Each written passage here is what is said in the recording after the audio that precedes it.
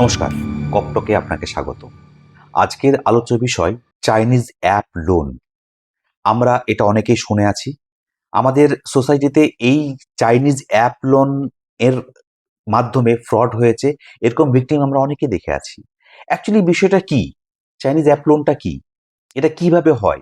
এর প্রতিকার কি আছে? আমরা কিভাবে নিজেকে প্রোটেক্ট রাখবো এই বিষয় নিয়ে? আজকের এই বিষয়টা নিয়ে আমরা আলোচনা করব। আমাদের মধ্যে উপস্থিত হয়েছেন এসিপিডিডি শ্রী সপ্তর্ষি ভট্টাচার্য। আপনাকে আমাদের এই প্ল্যাটফর্মে স্বাগত স্যার। নমস্কার স্যার। এই চাইনিজ অ্যাপ লোন এটা আমরা মিডিয়ার মাধ্যমে দেখেছি, পেপারেও দেখেছি, এখানে প্রচুর মানুষ ভিক্টিমাইজ হয়েছে। এই বিষয়টা আজকে আমাদের দর্শকবৃন্দুর সামনে আপনি একটু তুলে ধরুন স্যার, যে কিভাবে এর প্রসেসটা হয়।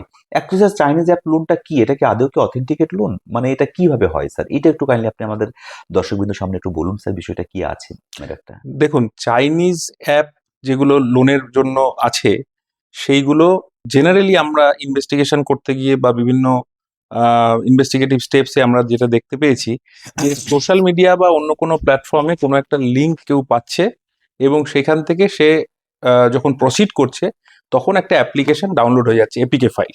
Okay sir. এটা যে কোনো সোশ্যাল মিডিয়া প্ল্যাটফর্ম থেকেও ডাউনলোড হতে পারে, অথবা ট্র্যাডিশনাল যে ওয়েতে আমরা অ্যাপ্লিকেশন ডাউনলোড করি সেভাবেও হতে পারে। একদম একদম। এবার হয়ে যাওয়ার পর যখন আপনি মানে যার লোনের দরকার হুম। সে তার যাবতীয় ক্রেডেনশিয়ালস দিয়ে প্রসিড করছে হুম। এবং ইন অ্যাপ পারমিশন যেগুলো চাওয়া হচ্ছে সেগুলো প্রত্যেকেই কিন্তু আমরা খুব নজর দিয়ে দেখি না। হুম। হুম। আমরা সবকটাই ইয়েস প্রসিড করে যাই। হুম। সেখানে কিন্তু কন্ট্যাক্ট অ্যাক্সেস এবং ফটো অ্যাক্সেস সবকিছু আমরা দিয়ে দিচ্ছি হুম। হুম। যারা ভিকটিম হচ্ছেন। দিয়ে দেওয়ার পরে লোন প্রসেস হয়ে যাচ্ছে এবং দেখা যাচ্ছে যে খুব সামান্য কিছু অ্যামাউন্ট লোন হিসাবে আমার ডিসবার্স হয়ে গেল। ওকে। এবং হয়ে যাওয়ার পর আমি কিছুদিন পর একটা মেসেজ পাচ্ছি যে আমাকে অমুক ডেটের মধ্যে এই টাকাটা রিটার্ন করতে হবে, যেরকম লোন প্রসেস হয়।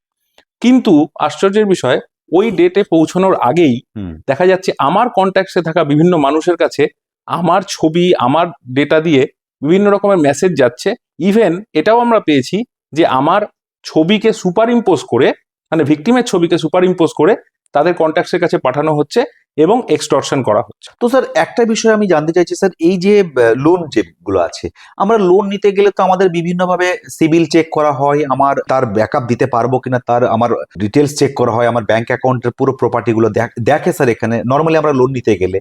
তো স্যার এইখানে আমরা যখন চাইনিজ অ্যাপ থেকে লোন নেব, এখানে মানুষ এর প্রতি কেন ইন্টারেস্ট এত স্যার, মানে লোন কেন নিতে চাইছে? দেখুন, প্রথম কথা বলি, আমরা প্র্যাকটিক্যাল উদাহরণ দিয়ে বলছি, যে কেস স্টাডিজ বলতে পারেন। সেখানে আমরা দেখেছি যে একজন ব্যক্তি আমাদের কাছে ভিকটিম যিনি এসে বললেন, যখন আমরা তাকে প্রশ্ন করলাম যে আপনি এই প্রসেসে কেন প্রসিড করলেন, হুম। তার বক্তব্য হচ্ছে যে স্যার আমার সিভিল স্কোর ঠিকঠাক ছিল না, কিন্তু আমার লোনের দরকার ছিল। আমি তখন সার্চ করতে গিয়ে এরকম একটা অ্যাপ্লিকেশন পাই এবং উনি ঠিক করে বলতেও পারছিলেন না যে কোথা থেকে ডাউনলোড করেছেন বা কিছু। সিভিল স্কোর যখন আপনার লো আছে, আপনি ট্র্যাডিশনাল ওয়েতে যখন লোন পেতে পারছেন না, অথচ আপনার ডায়ার নিড আছে ফর মানি, হুম। তখন কিন্তু মানুষ এই ধরনের ব্যাপারগুলোর মধ্যে জড়িয়ে যায়। তার মানে আপনি বলতে চাইছেন যে স্যার এই যে চাইনিজ অ্যাপের মাধ্যমে যে লোন, সেটাকে আমরা নেব না, বা এই অ্যাপের থ্রুতে যে পার্ট বলছেন যে এখানে ম্যাক্সিমাম ক্ষেত্রে ভিক্টিমাইজ হওয়ার চান্সেস বেশি থাকে, তাহলে আমরা কিভাবে প্রসিড করব? লোন যদি আমার দরকারও হয় স্যার, তাহলে আমরা চাইনিজ অ্যাপ যদি আমরা না নিই, তাহলে আমরা বা কিভাবে প্রসিড করবো স্যার এই পার্টে? দেখুন, খুব লজিক্যাল সেন্সে যদি চিন্তা করেন, কোনো ট্রাস্টেড মিডিয়াম ছাড়া অ্যাপ্লিকেশন ডাউনলোড করে সেখানে লোন প্রসিড করবেন না, হুম। এটাই বলবো। হুম। এবং দ্বিতীয় কথা হচ্ছে যে সিভিল স্কোরটা কিন্তু লোন ডিসবার্সমেন্টের ক্ষেত্রে খুব গুরুত্বপূর্ণ বিষয়। একদম। কারণ যে ব্যাংক বা যে ফিনান্সিয়াল ইনস্টিটিউশন আপনাকে লোন দিচ্ছে, হুম। সে কিন্তু আপনার ক্যাপাবিলিটিস রয়েছে লোনটা রিফান্ড করার, তার উপরে ভিত্তি করেই দেবে, একদম। যদি জেনুইনলি হয়। হ্যাঁ হ্যাঁ, কারণ সেটাই। আপনি জীবনের কোনো না কোনো সময় আমরা প্রত্যেকেই লোন নিয়েছি হুম। এবং আমরা জানি হোয়াট আর দ্য ওয়েজ। হুম। হুম। কাজেই আমি বলবো যে ট্র্যাডিশনাল পথ যেটা আছে, হুম। হতে পারে আপনার সিভিল হয়তো ঠিক নেই, হুম। সিভিলটাকে ঠিক করার ব্যবস্থা করুন, হুম। কিন্তু এই ধরনের সাইবার অপরাধের মধ্যে ভিকটিম হয়ে পড়বেন না। তার মানে আপনি বলতে চাইছেন এই যে চাইনিজ অ্যাপ থেকে আমাদের ইগনোর করাটাই বেটার, একদম এখানে আমরা আমাদের নিজেকে সুরক্ষিত রাখবো। একদম। এবার স্যার এইভাবে যদি কোনো আমার ভিকটিম, সে এই চাইনিজ অ্যাপের লোনের মাধ্যমে ভিকটিমাইজ হয়ে গেল স্যার, তো তার ছবিকে সুপার কম্পোজ করে তার রিলেটিভস এর কাছে স্প্রেড করা হলো স্যার, তো সেই ক্ষেত্রে ভিকটিম হওয়ার পরে তার করণীয় কি স্যার, সে কি করবে স্যার?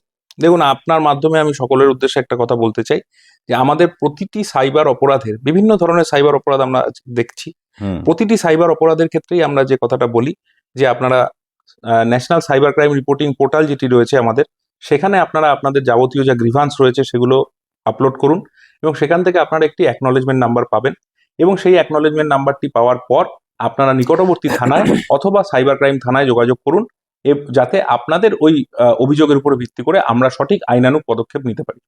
Thank you sir. আজকের এই আমাদের আলোচনা সভায় আমরা শুনে নিলাম, জেনেও নিলাম যে চাইনিজ অ্যাপে লোন যে আমরা নিচ্ছি বা এর যে ভয়াবহতা কি আছে। আমরা চেষ্টা করব যে এই জাতীয় অ্যাপগুলোকে ইগনোর করা। আমরা ট্র্যাডিশনাল ওয়েতে যে লোন পাওয়া যায় সেদিকে এগোনোর চেষ্টা করব। যদি এই লোনের মাধ্যমে যদি কেউ ভিকটিমাইজ হয়ে থাকেন, তাহলে তার করণীয় কি আছে সেটাও আমাদের এসিপি ডিডি স্যার খুব সুন্দরভাবে বলে দিলেন। আমরা সেই পথে এগোবো। আজকের এই সভা আমরা এখানে শেষ করছি। পরবর্তী সময়ে নতুন একটা সাবজেক্ট, নতুন একটা বিষয় নিয়ে আপনাদের সামনে আবার উপস্থিত হব।